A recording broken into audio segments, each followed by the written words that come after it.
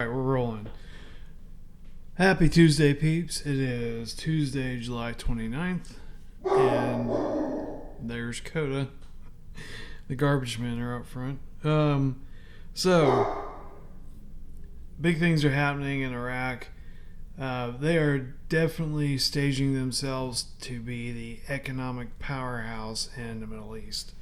Currently, they are bumping up oil production like crazy. So let's look at what we got here. All right, so let's start with oil. Iraq just increased production to over 4 million barrels a day, with plans to expand even more by 2026. This means more revenue, more global influence, and a stronger national stability. And for the first time in decades, Iraq is finally tapping into its natural gas production. So they were flaring off more natural gas than all of Europe would need to have during a winter. So there's so many income sources coming into Iraq, or not coming into, but being developed in Iraq. Non-oil revenues, which would be natural gas, of course oil. They are building infrastructure for tourism. They have the ports that they've built.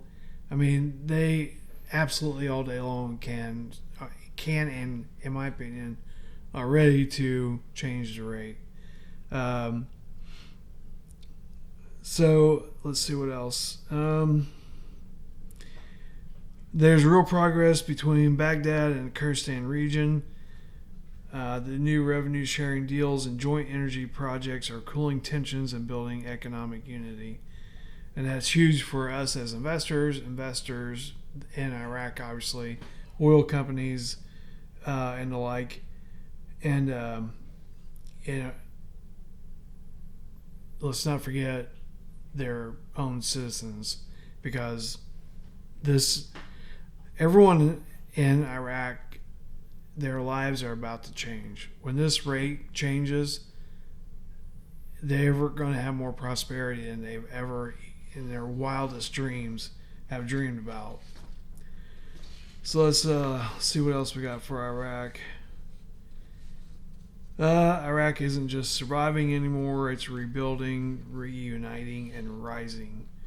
If this trend continues, we will be looking at one of the most unexpected economic powerhouses and turnarounds that we've ever seen in probably a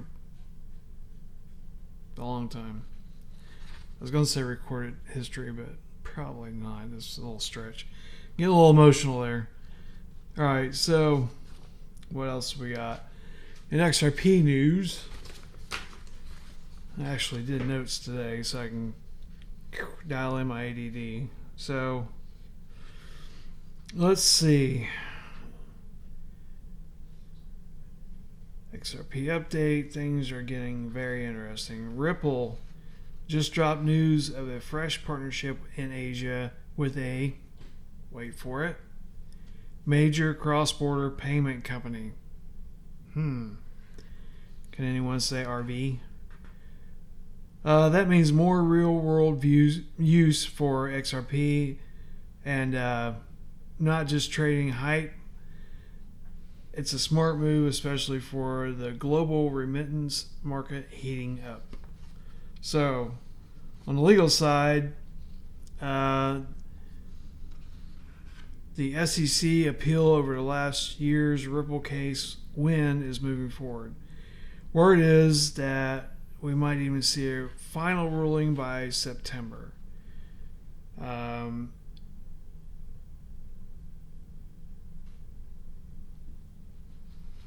So there was a guy who partnered with someone, and these guys are big into the chat GPT thing, and they did some specific questions for the chat bot AI about XRP, and they gave very strict parameters to search for. And they're saying that in early August, let me see if I can find the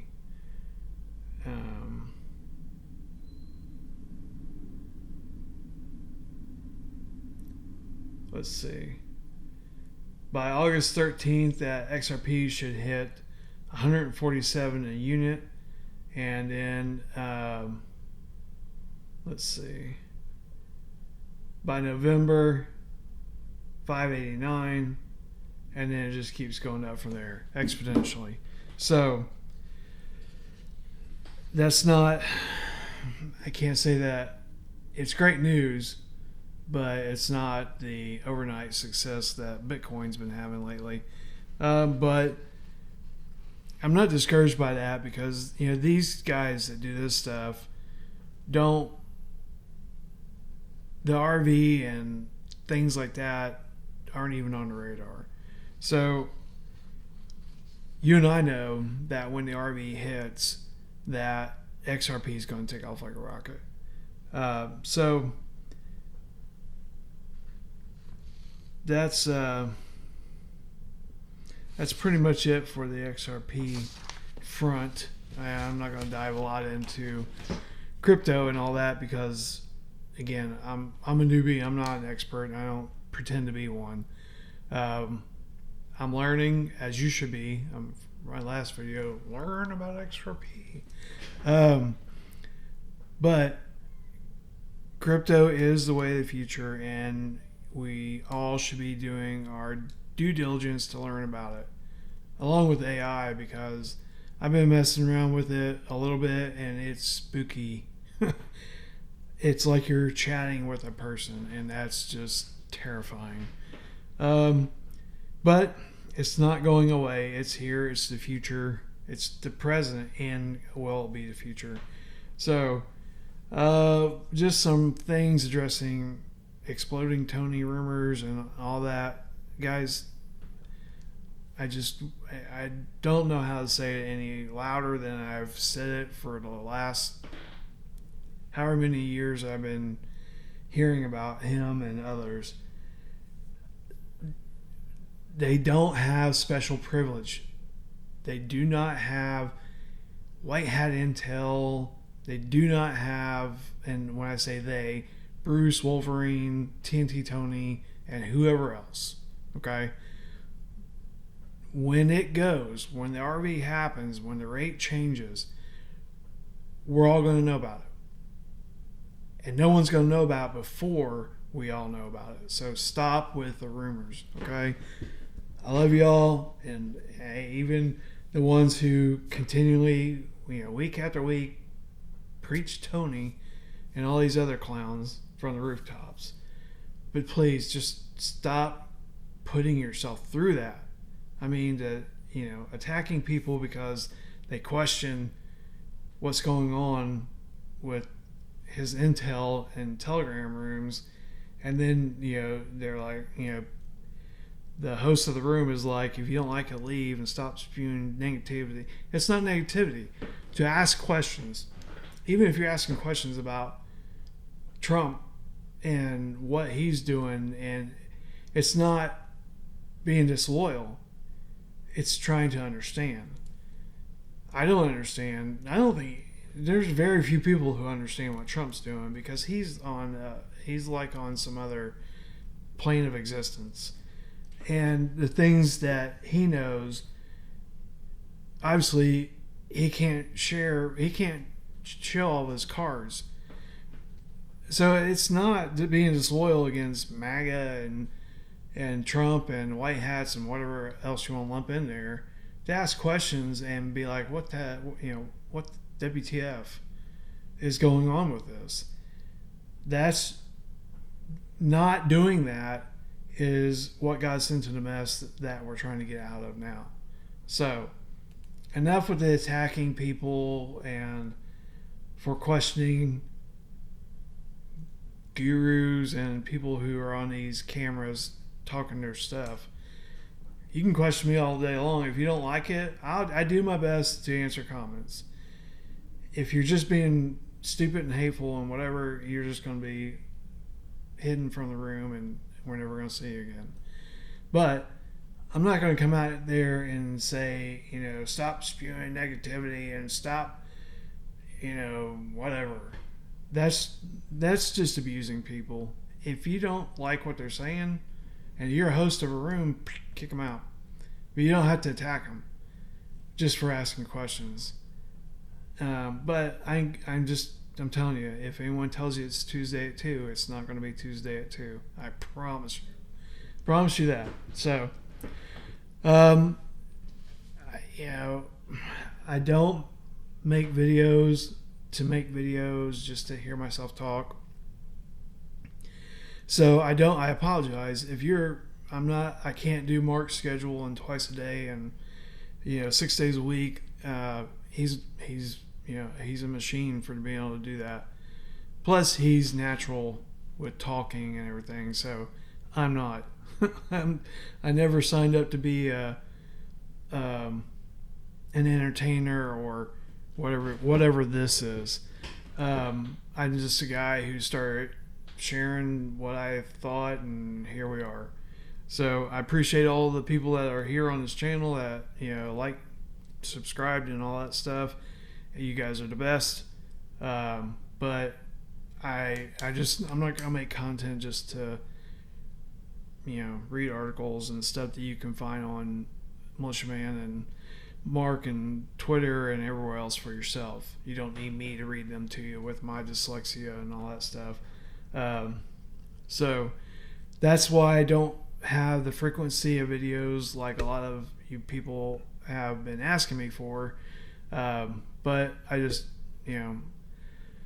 I try to make one at least one a week, just to touch base and see where we're at, but that's it. And so, not to ramble on, you guys have a great day, and I hope that we will be having more news coming, sooner and faster.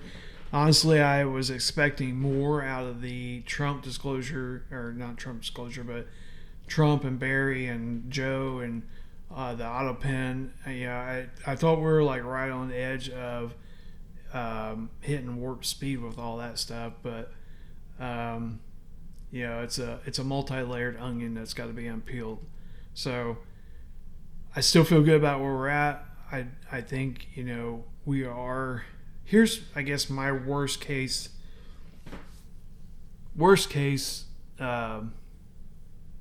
timing scenario. And again, not rubber stamping a date, but if this is a big if Sadani is bad and has to be replaced, and we have to go through the November elections to get rid of him if he's not replaced, or we're seeing Sadani 2.0, if we have to go through all that, and it mirrors what we went through seeing the Donald return to power, it could be Q1 2026. Now, don't crucify me for that. That's my worst case scenario. If Iraq truly is one of the things that is holding up the RV, and we have to go through the whole puppet show of having Sadani be voted out and the white hat person inserted back into Iraq to move this thing forward, it's going to take time for that process to play out, to go through their inauguration or whatever they call it, and then get that person in, and then for them to hit the ground running like Trump did after his inauguration. It could be Q1 2026. I'm not putting very much stock into that. That's just like a worst case scenario in my mind. So I like to believe that we're closer than that. The United States Treasury and United States diplomats have been having meetings with Iraqi key financial people in Istanbul. I did listen to Militiaman this morning from his last night podcast. He's hopeful. Things are looking good on what he's seeing. So if you guys are into articles and that sort of thing, definitely give Militia Man a follow. He's solid. But I'm just giving you the cliff notes and my opinion. So thank you again for being here and watching this video. You guys are amazing and you're the best. And we will catch you on the next one.